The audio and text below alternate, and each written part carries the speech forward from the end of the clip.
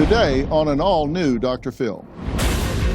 How does it feel to be looking at the man you believe to be Thomas? That was a changing day for me. Come on, girlfriend. She was publicly humiliated for her weight after she was rescued by first responders. Some of the negative comments: whale hunters caught a whale. She has lost 110 pounds.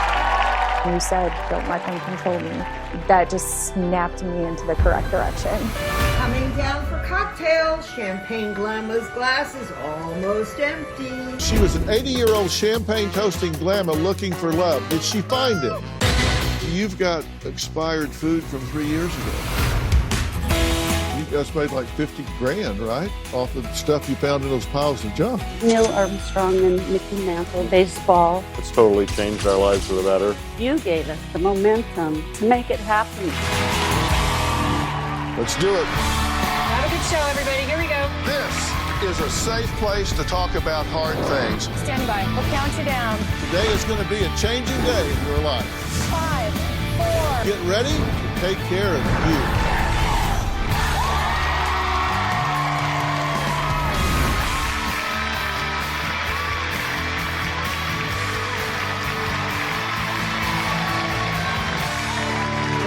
Thank you very much.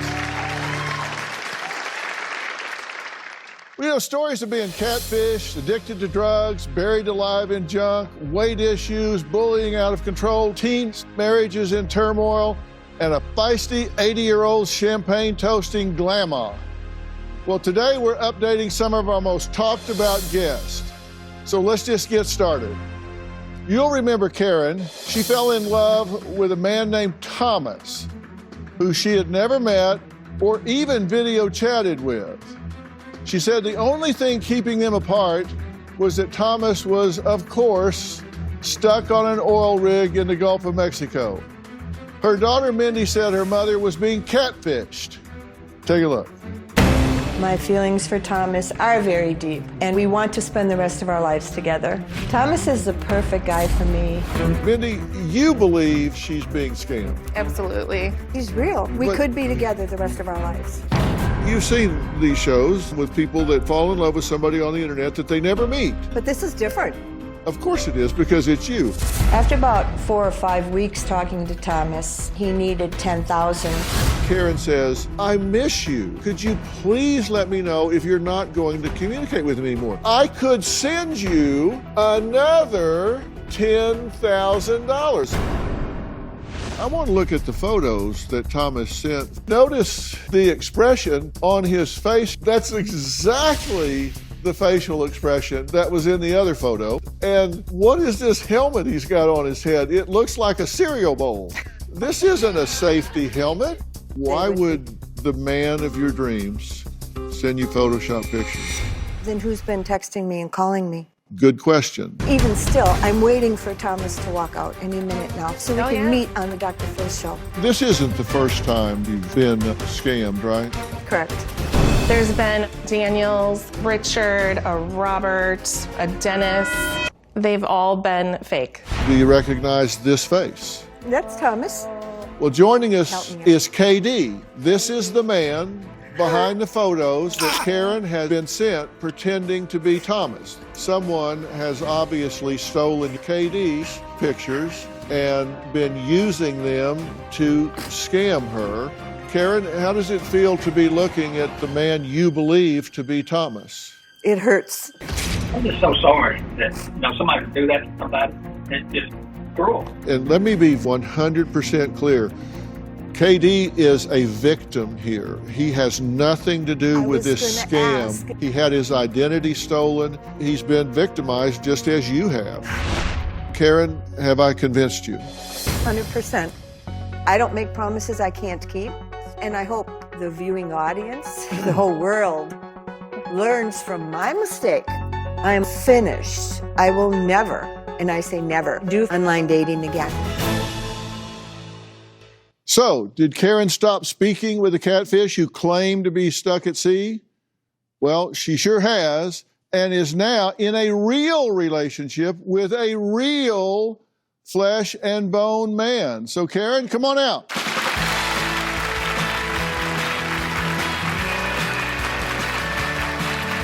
I want to thank you from the bottom of my heart. If it weren't for you, I would not be where I am today.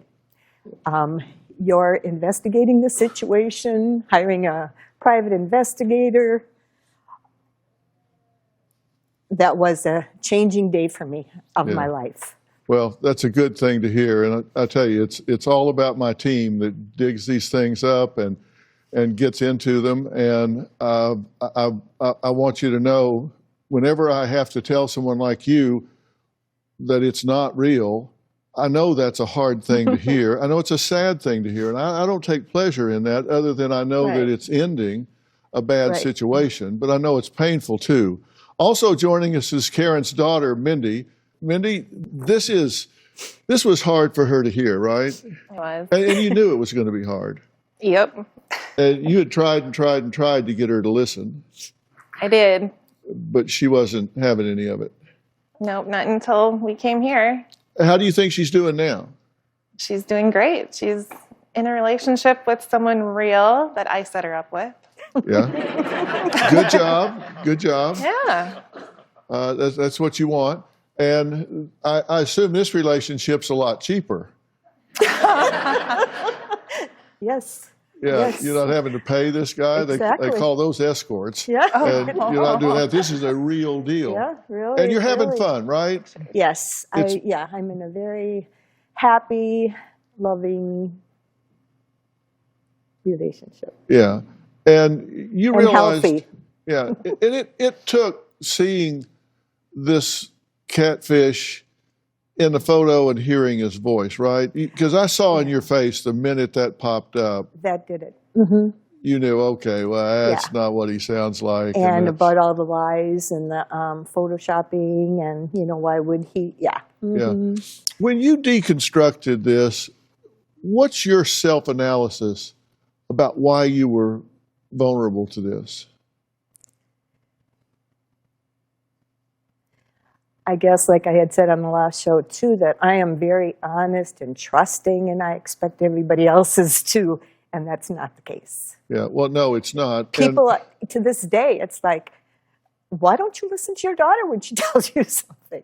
And I should have. I was just told that today. Why didn't you listen to her from the beginning? I can't answer that. Well, I'm the mother. Right. Yeah, but sometimes it's objectivity from being apart from it because you get emotionally involved, right? Yes. And one of the things I want people to hear about this, because we've done these over and over and over across the years, and people watch, and then when it's them, they go, oh, well, that's them, I'm me, it's different. Exactly. Because you're emotionally invested, you're lonely, you want it to be true, and so you have this bias, and you start kind of slanting things the way you want them to be instead of the way they are. And I want everybody in these situations to think, there could be one of these situations out there that's real, but let's assume that ain't you, because it's probably not. Now, Karen's real boyfriend wanted to surprise her today, so here's a video message he made just for her. Thank you, Dr. Phil, for helping Karen. Without you, our relationship would not be what it is today. And I care about Karen so much, and I'm just so thankful to have her in my life. Yeah, I took that. Wow. So that's the real deal. This is the real deal. Yeah. So And you guys are having fun. we are having fun. And so I don't forget, too, Justin is so awesome. Yeah, he is. He's an And she's awesome talking guy, about too. the producer that worked on this. And, I've often said here, all of our staff, money is paid, but it's not about the money. You can't pay people to care. Yes. They have to really care about what they're doing and believe in what they're doing. And he's a perfect example of that, wouldn't you say? I would say. Yeah. Now, so I'm so glad to hear that you've turned this around and things are going. And thank you for getting her here and doing that. You've inspired a lot of women that are in similar situations. And that's what I was hoping to do. If anyone, even one person or the world knows my story, so that if they fall into that situation, they will know better. Yeah. Call me. Yeah, they can look you up. Yes. Next, she lost both of her parents and a brother to drug and alcohol addiction and turned to food to cope with her grief. See her amazing weight loss transformation after the break. You said coming here gave you a sense of family. The kindness that you showed me, Robin showed me, your staff, you led the way in the darkest time of my life.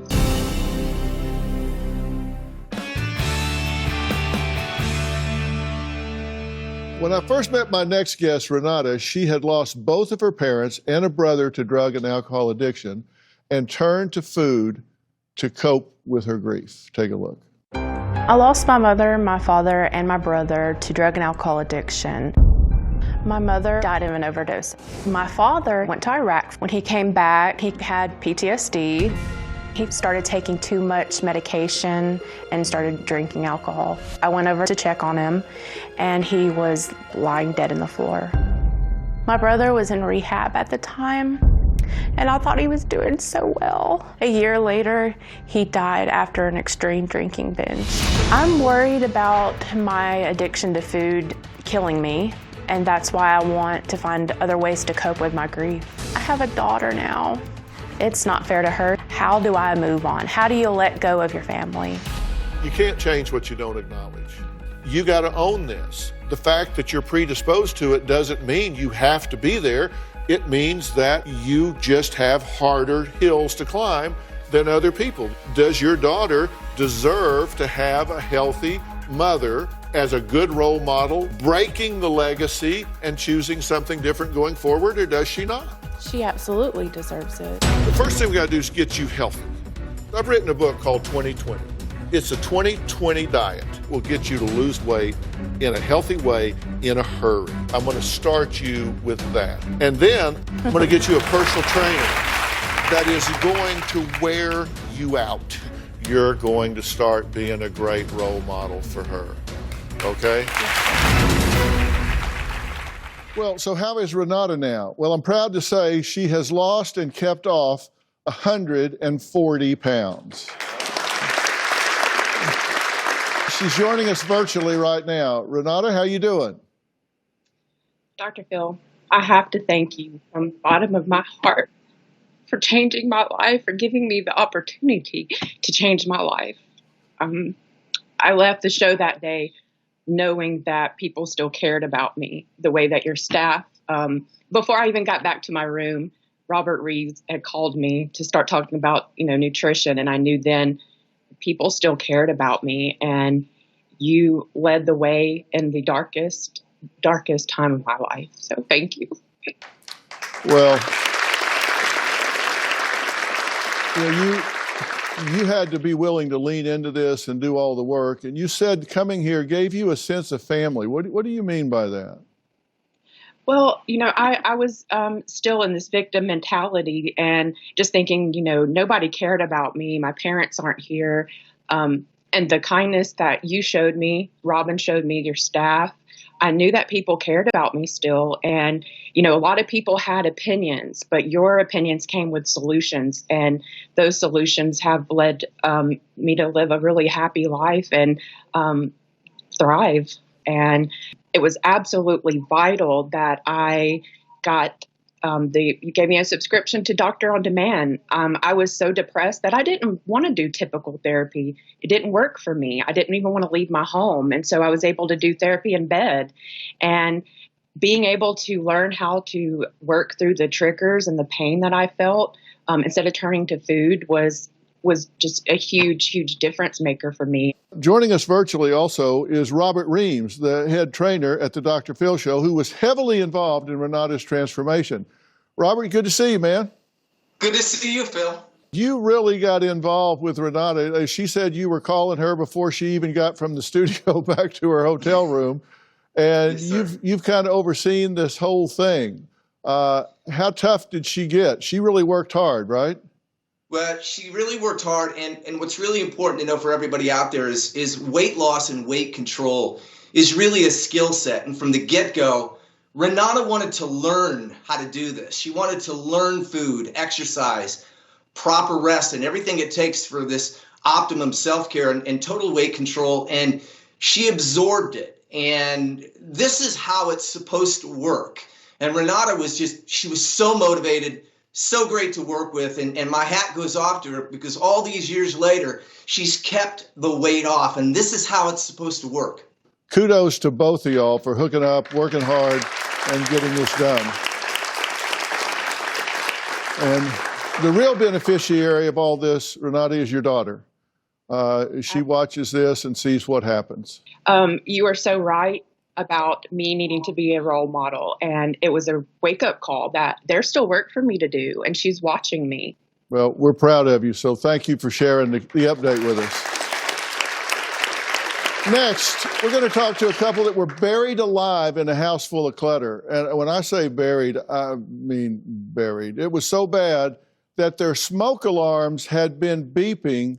Is there anything more annoying than a smoke alarm that beeps? Theirs had been beeping for 2 years because they couldn't climb over the boxes to change the batteries. Find out how they're doing after the break.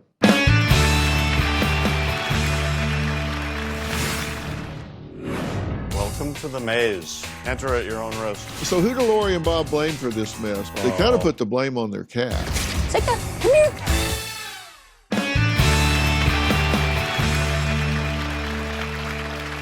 Today we're updating some of our most talked about guests. Now when I met Lori and Bob, they only had a small path to maneuver through their house. Now, Lori blamed their living conditions on Bob being a hoarder. But Bob blamed a different culprit, their cat. Seriously, their cat, Sitka. Take a look. Welcome to the maze. Enter at your own risk. And this is for the Wi-Fi and the printer. Ugh, it's awful. This is the guest bedroom, but it's become my bed. Our smoke alarms are too difficult to get to change the batteries. They've been beeping for 2 years. You've got expired food from 3 years ago. We found some while your crew was there. I wouldn't eat this. The date on this expiration date 2018. You said you've got Thanksgiving dishes in the sink for months. I would clean out the sink, do the dishes, but things just end up back in there. You clean the kitchen, make the bed, 6 months later you got to do it all over again. So who do Lori and Bob blame for this mess? They kind of put the blame on their cat. Sitka, come here. Contributed to the problem. In the last year or so, Sitka has made a lot of messes. He's always knocking things over. We just can't live like this. When you see it on big screen, what do you think? Looks like a bigger mess than it looks like when we're walking through it. I can't stand it. What do y'all call this? A disaster is what it is. You don't want to continue living this way. We do not. What do you want to do instead? Sell the house, be able for Lori and I and Sitka to go on the road, get a camper, spend some time together and just enjoy life. Come with me, Bob. Male life expectancy is about 83. Stand on your age. That's what you've got ahead of you. Look over your shoulder. That's behind you. That's what's ahead of you. Pretty short. How much of that do you want to spend sitting in that pile of stuff in your house versus in that camper doing what you want to do? It really tells a story. Does it not? You don't want to let another 7 years go by, right? That is correct. I have a beautiful young lady sitting over there that I want to spend some time with. Yes, you do.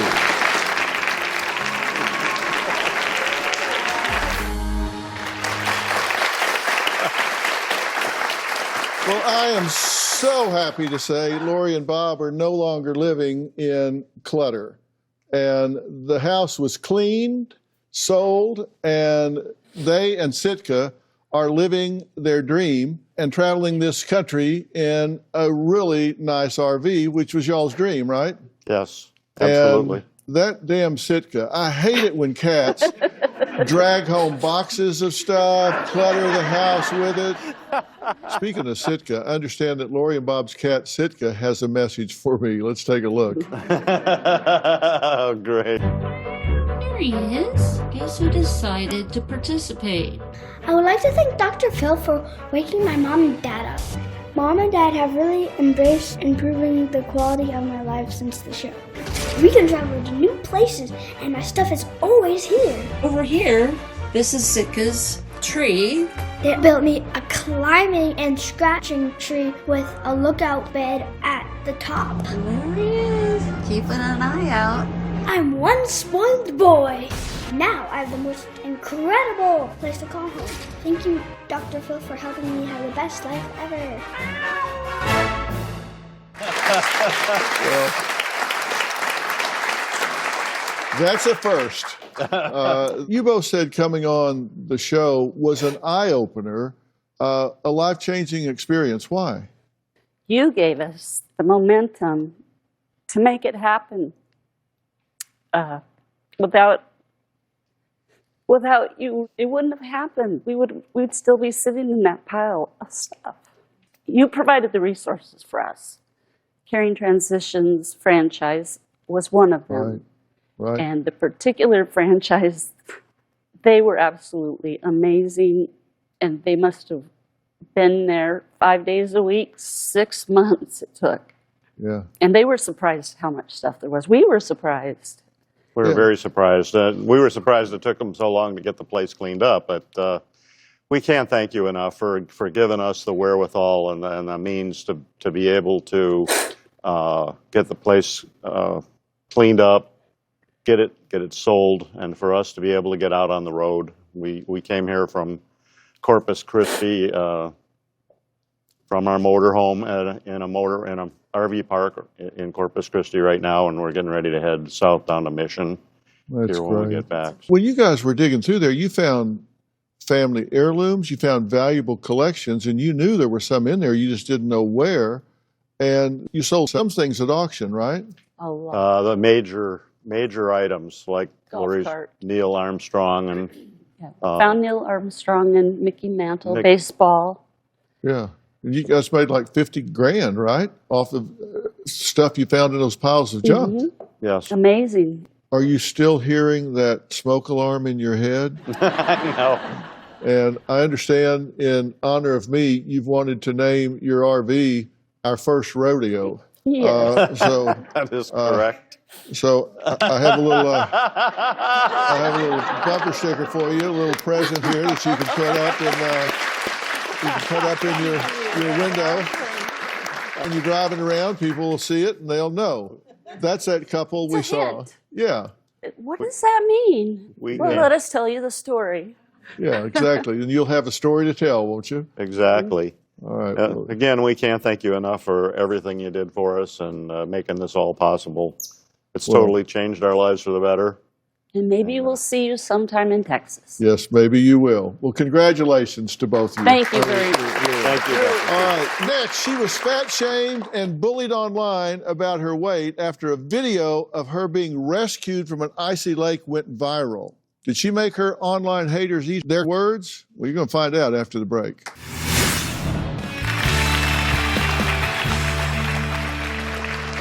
When I met Carissa, she was publicly humiliated for her weight when a video went viral after she fell into an icy lake and was rescued by first responders. Take a look. I was fishing with one of my best friends. I slipped off the dock and fell in.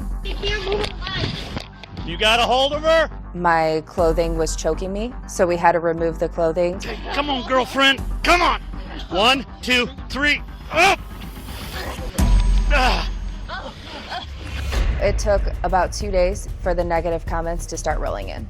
One of the comments that stood out to me was I did legal to go whale fishing in the U.S.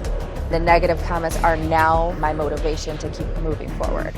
I don't want anybody to go through what I went through.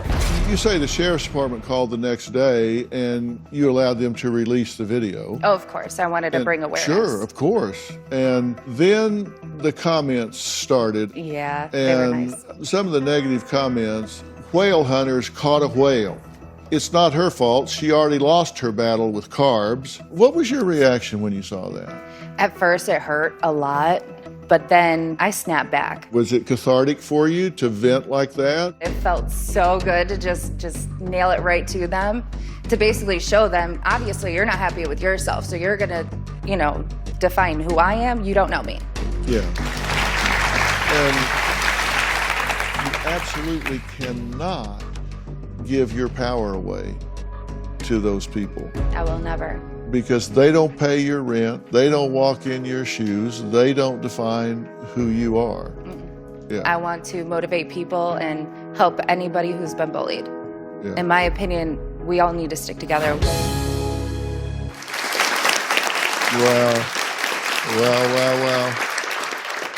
Well, I am proud to say, since I spoke with Carissa last year, she has lost 110 pounds. So, how you doing? I feel great. Yeah. I want to thank you for giving me that confidence, and sorry. I'm also expecting now, so I don't look like I do in that picture, but we're expecting. So you're 20 weeks, right? Yes. Well, congratulations. Thank you. And you feel good? I feel great. I'm still lifting weights, pregnant or not. Yeah. When this first happened, it really got to you. My focus was, look, you can't let them take over your self-esteem, your internal dialogue, your self-worth.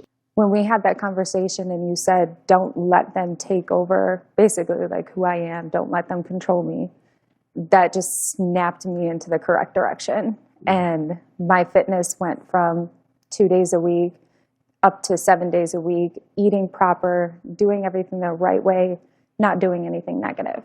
I felt very protective of you and wanted to stand in your corner, but my way of being protective is to empower you to self-protect. But I wanted you to feel safe here. I wanted you to feel supported here. And I hope that's what your reaction was. You definitely did. I was very nervous even walking out. And I saw Robin. She's like, it's okay. You look good. And I was like, okay, all right, we're good.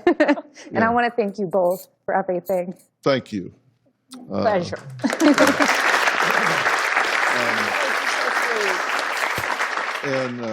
This has been a lifestyle change for you, right? It's been a shift internally in the way you feel.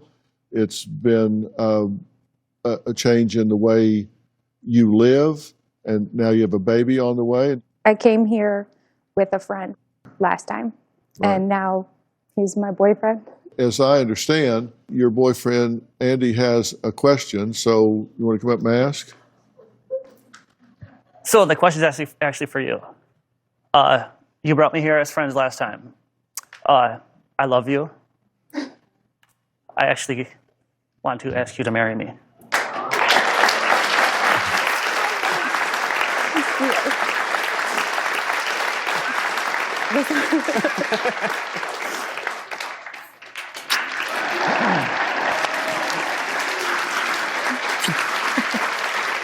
Well, congratulations, Thank you. man.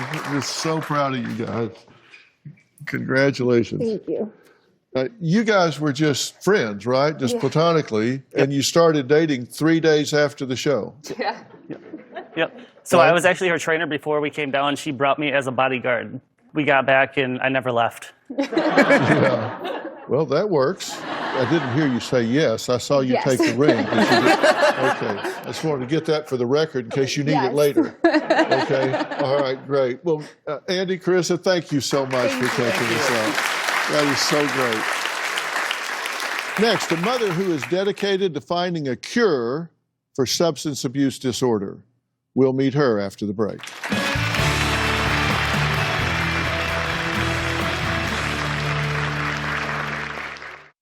Closed captioning provided by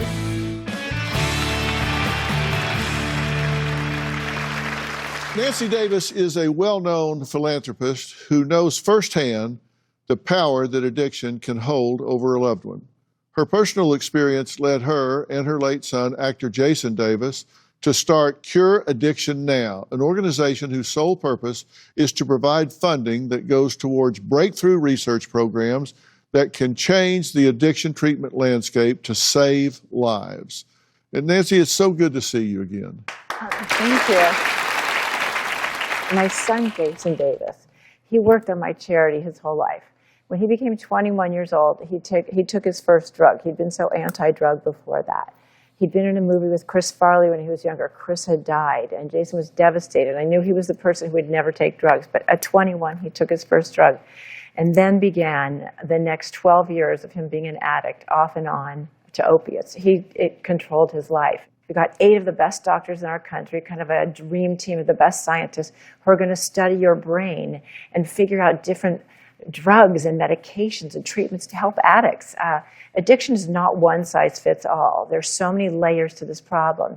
Jason felt so lucky that I could send him to rehab at some point. He didn't really want to go to rehab, but he did. And he'd said to me, when you get out of rehab the day before, all these people are sitting there talking to each other and trading numbers of their drug dealers. There's something wrong with why, when you get out of rehab, do you want to use drugs again? He goes, Mom, we have to come up with medication. We started this charity. Unfortunately, at the beginning of COVID, Jason died. And it's just been devastating. I'm so proud that I'm able to do Cure Addiction now. I hear Jason talking to me every day, guiding me through this light, and we are coming up with medications that are going to stop people's cravings. Jason said, this is a brain disease. It starts in your brain. So we are studying your brain.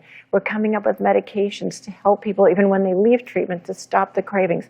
We're coming up with ways to come up with a vaccine. It runs in families. It's a very genetic predisposition to having an addiction problem.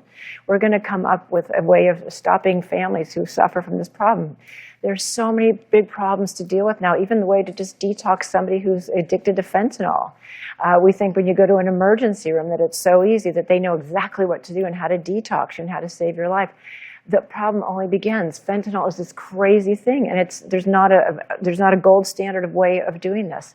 Yeah, and I love your approach to it, and you've done it with MS, as you know, because I've been involved with you in that, and that is that you foster this sharing of information among these doctors where it's not siloed at all, and it eliminates a lot of replication, and it's all moving forward all the time. And if you do that with CAN, this is going to make a big deal, because these drugs do hijack the brain. They hijack the pleasure centers. They hijack so many parts of the brain, and if it's not one size fits all. And if you've got all of these doctors that are sharing that information, it's going to short circuit getting to the finish line so much quicker. Right. Well, just sitting through the meetings that we just had, it was so awe-inspiring for these doctors who have never been put together. For 20 years, nobody put any significant amount of money into research for addiction.